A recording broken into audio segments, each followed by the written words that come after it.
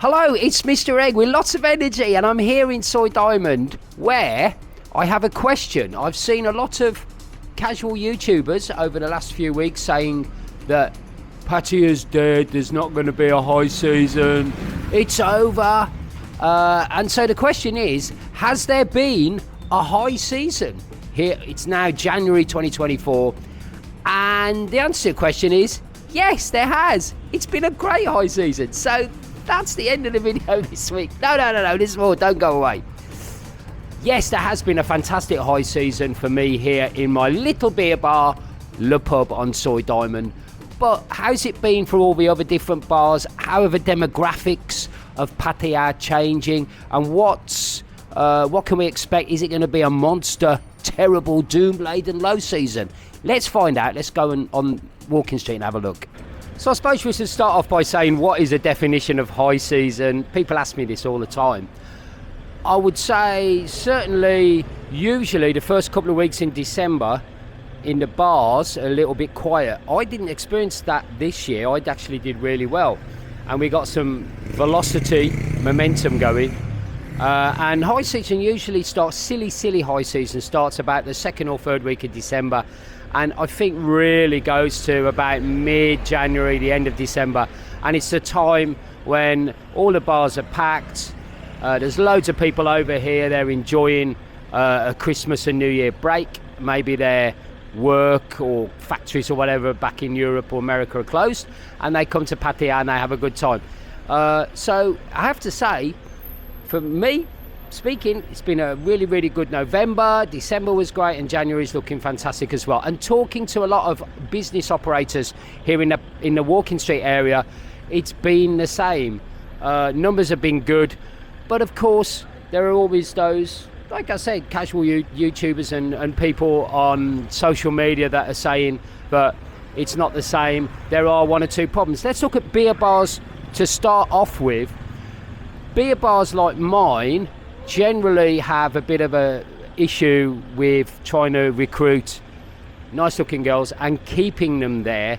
In the old days, they were Mama Sans were lending money to the parents and stuff like that.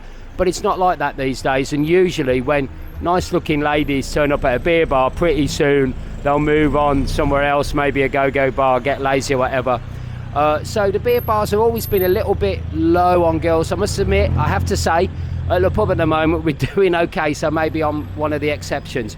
All businesses are suffering at the moment for two things. That is very high rents from the landlords. And I had a look at a bar in a different area to Walking Street, and I was amazed that in an area that's kind of got a name or a reputation for being a bit, let's just say, price sensitive, the rent was considerably more than it is in Soy Diamond. So landlords are charging very high rents, and also of course girls are wanting really high salaries.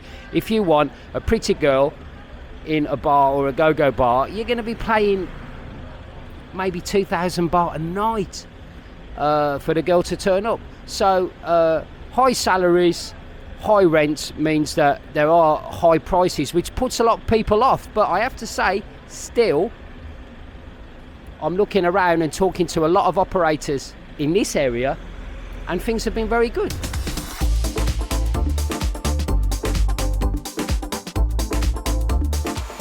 So how about the go-go bars? Walking Street is famous for go-go's.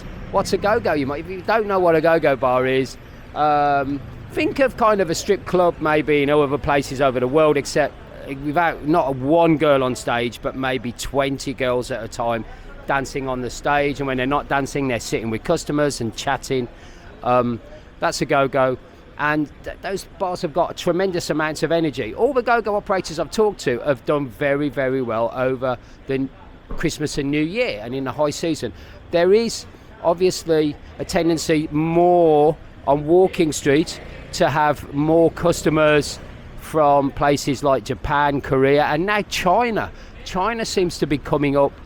I've seen very rich young Chinese guys walking around in the Louis Vuitton jackets and the bags, and really you know, showing off, coming into the Go-Go's and throwing 20 baht and 100 baht notes everywhere. So a lot of people get put off by that, but it's still good news for the Go-Go operators. And I do honestly think that these people that say, these casuals that say, oh no, the girls won't go with, they won't be seen with, you know, a Western foreigner, they want to be seen with somebody from Korea or Japan. I honestly don't think that's true. If you're a nice person, then you'll be okay.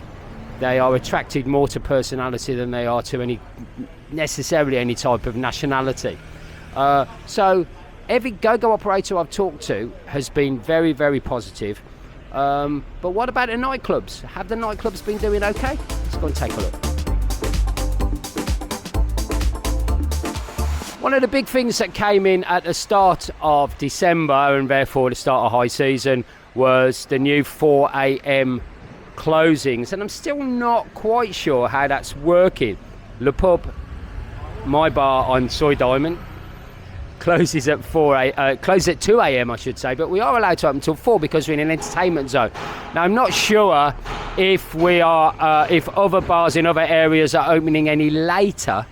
I'm usually fast asleep with a cup of cocoa at that time in the morning, but I am looking at the CCTV footage of the bar outside on the Soy. There are a couple of cameras that are on the Soy, just security cameras, and there doesn't really seem to be a lot of people around. There is a bar next door to us, casino. It gets quite busy, and so this feeds nicely on into nightclubs, or discos as I like to call them, or even discotheques. What's the name of them? Anyway, you know the places where you can bop away and are full of freelancers.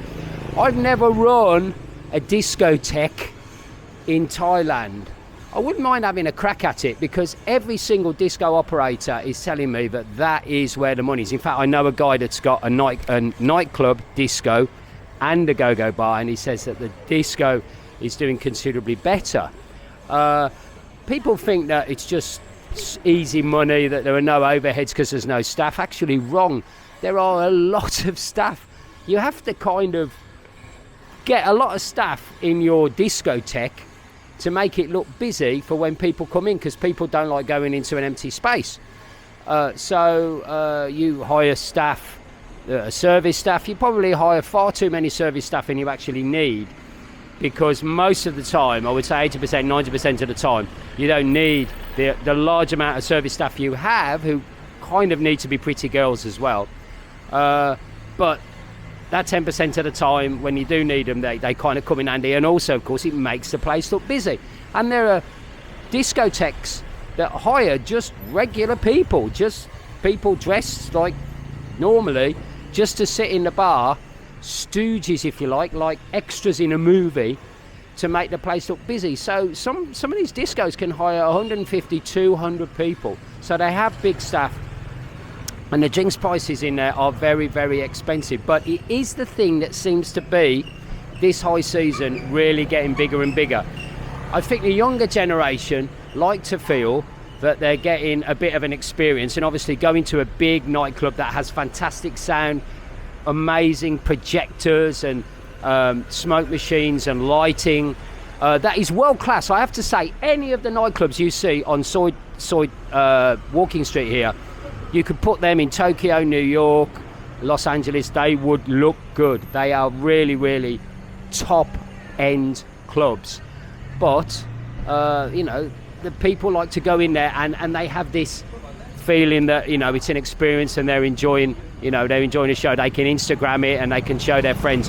The younger generation. Also, there's obviously freelancers that are in the discotheques, and the freelancers, will be able, the guys will be able to go to the freelancer, maybe buy them a drink, and it's just like when they were young, or even younger people. It's just a more regular way of meeting people rather than going into a bar and people feel that it's a little bit wrong or whatever. But up to them. I mean, personally, I have absolutely zero game, and so I much prefer going to a bar. But that is why those are doing better. And of course, the girls are their own bosses. They can still go out in a group, so there can be 3 or 4 of them, Girls like to be together in groups here in Thailand, and I think all over the world really, and go out, meet a couple of guys, and maybe go back, and it's all business, and everybody's happy. So this high season, the nightclubs have been doing really well. There are 1 or 2 Indian discos that have opened up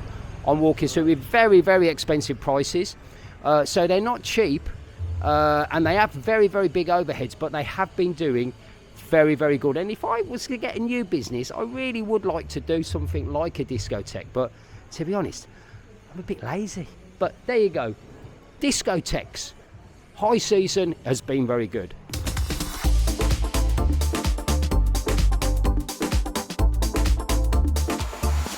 One of the things that I have noticed in the last couple of years, not just here in Thailand, but when I went to Hong Kong for 24 hours, what a trip that was, and back to the UK, is the emergence of coffee shops. And I do say a lot that coffee, and certainly the coffee shop, the specialist coffee shop, the big chains of coffee shops seem to have taken over the world. In my opinion, when I went to the UK, unless a pub, an old-fashioned traditional pub that have been going for hundreds of years, unless they have a food serving, so they're serving food, in which case they're really a restaurant, there's nobody in them at lunchtime. So I went to a couple of pubs at lunchtime and there was really nobody there. But every time I passed a coffee shop in the UK, there was loads of people in it, whether it was a Starbucks or anybody else or an independent coffee shop. They all seem to be busy. And in my opinion, there are certainly a couple of recent surveys that have come out in some of the big news organisations that have said that young people are drinking less alcohol, and they don't like. There was some survey that said about 30 to 40% of 18 to 25-year-olds in the UK now don't drink. Now, my first reaction to that is maybe that's something to do with religious beliefs, which is always plays a part. But taking that to one side, that is a massive amount of people that are just not drinking. I also saw some news story that said that there was a student weekender where there were lots of different bands playing, and they decided not to sell alcohol. Yes, let me put that past you. Students not drinking alcohol, unbelievable 20 or 30 years ago. So there is definitely a trend towards non-alcoholic drinks, and coffee shops seem to be the big thing. It's definitely a kind of a status symbol, new trendy thing here in Thailand.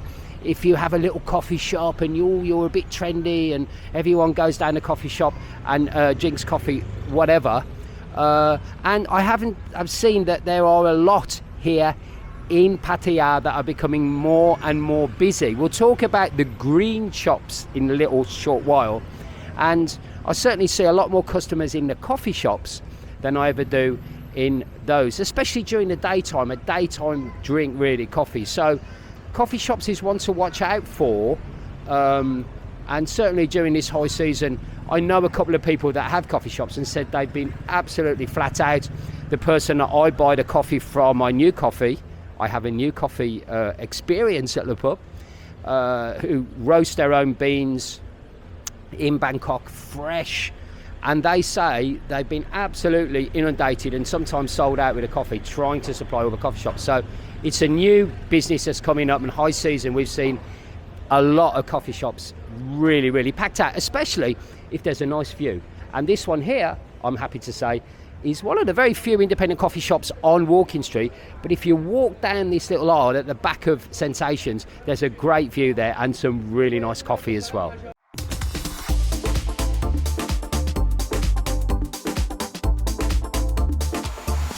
And finally, that leads us on to green shops. You know what I mean. We're not allowed to talk with them too much because of YouTube doesn't like it. And we quite understand it's not legal all over the world, but it is to a certain extent here in Thailand. I did say in the video where I was looking into my crystal ball for 2024 that the legislation about the green and the green shops was going to be changing. And there has been a draft bill that has been published about that, and from the draft bill for Parliament, doesn't look really good for the shops, but I'm sure that I'm not an expert on Thai politics as that goes through the legislative procedure that things will change.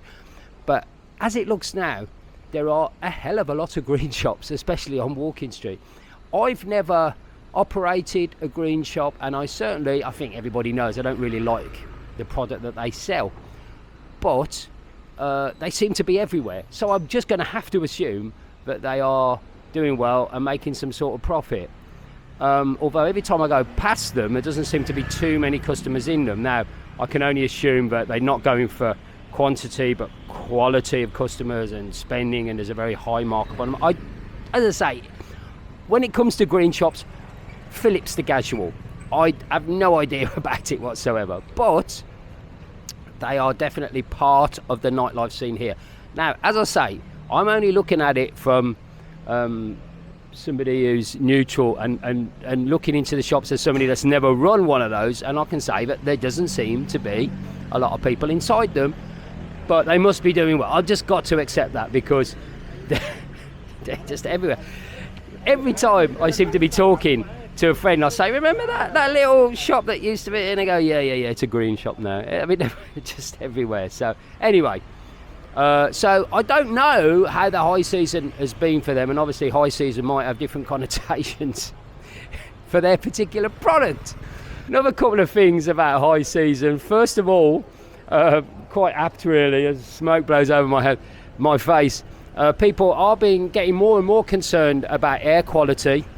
Air quality measurements, especially in Bangkok, are not good, and they're not good here in Pattaya, especially where I'm standing right now.